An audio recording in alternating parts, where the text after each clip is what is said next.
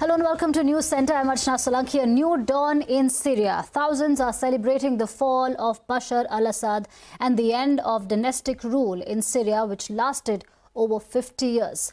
A dramatic 11-day blitz by rebel forces led to the toppling of the Assad regime. Rebels led by Abu Muhammad al-Julani have taken control of capital Damascus. Assad and his family have fled to Russia, where he is likely to be provided asylum. This is a setback for Russia and Iran, which have been supporting the Assad regime. Syrians were seen celebrating on the streets, but a power vacuum in the country threatens stability in the region. Israel has moved to occupy a buffer zone inside Syria, terming it a defensive move. India's External Affairs Ministry has called for a peaceful and inclusive political process led by the Syrian people. And to take this conversation forward, we are now joined by former diplomat Ashok Sajjanhar and Dr. Wael Awad, senior journalist and political analyst on the broadcast. Thank you so much, gentlemen, for making time and speaking to us.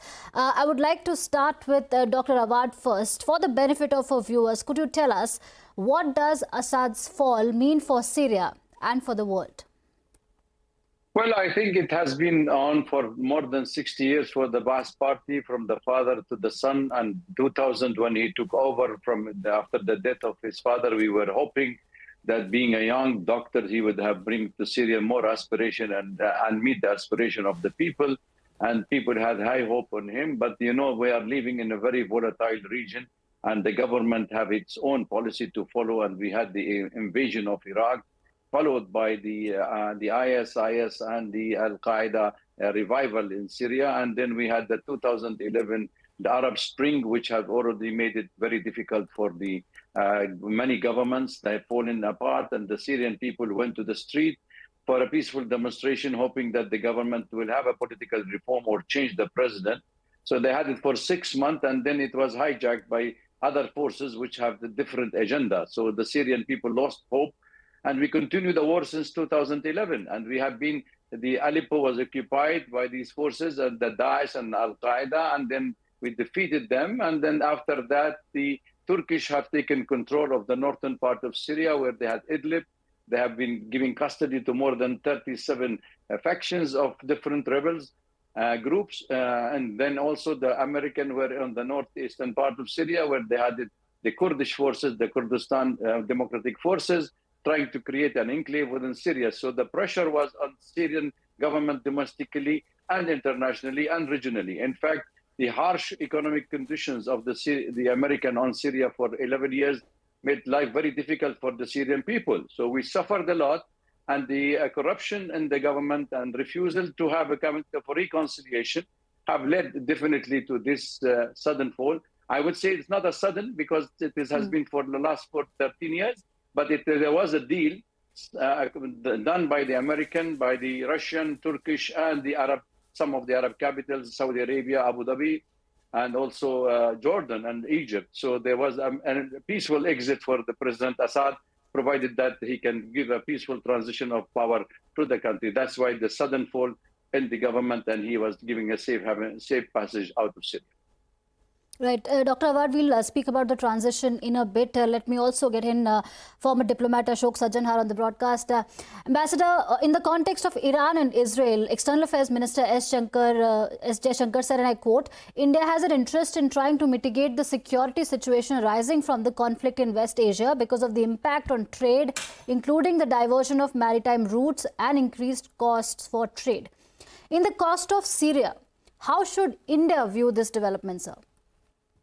You know, India is very concerned, because India would like to see stability in the region.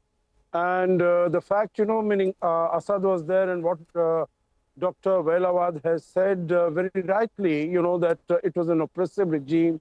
He was seen as a dictator. He was seen as a tyrant.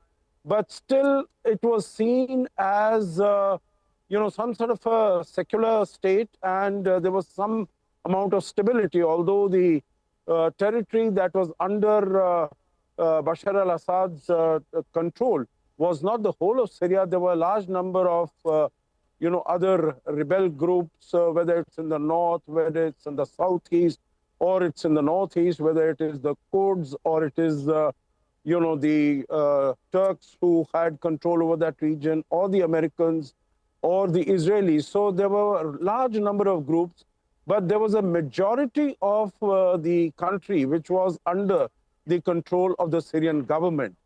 So the fact that now Bashar al-Assad has gone and there is a vacuum that has been created, as you mentioned yourself.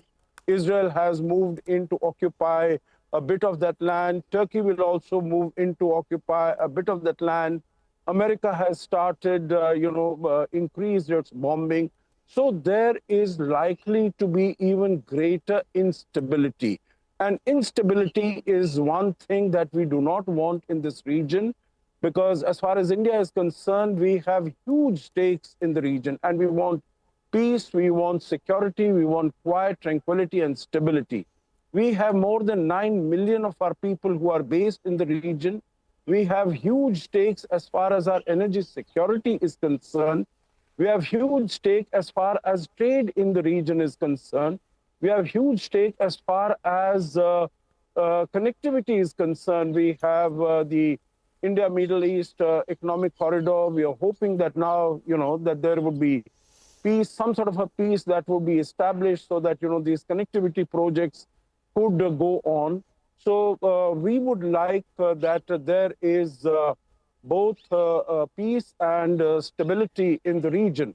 But the next few days, weeks, I think will bring to light as to what the architecture, the security architecture in Syria is going to be and how it is going to impact the security in the rest of the region.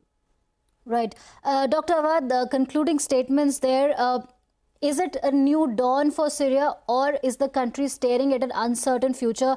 Because many are saying that it's a double-edged sword, because with Assad gone, the country is now staring at a leadership which has had links with the Al-Qaeda. Well, I think it is a very grim future, but if we give this aspiration for the people, for the Syrian, to find a political solution by the Syrian, for the Syrian, without foreign intervention, yes, I can say the future is bright. But having said that, I would still be seeing the reality on the ground does not give the otherwise, because Israel continue bombarding more than 100 sorties yesterday in different parts of Syria. They occupy, they're expanding, because in those areas next to the occupied Syrian Golan, they're having a Syrian oil, and they know that they are already lost for that. So I think Turkey have interest in dividing Syria. Israel is equally having the same thing, and the American wanted to create a Kurdish state. So I think the future of Syria's sovereignty is at stake. And if the international community wanted to fight terrorism, they should join hands and make sure that the Syrian people make their own decision for the Syrian people only.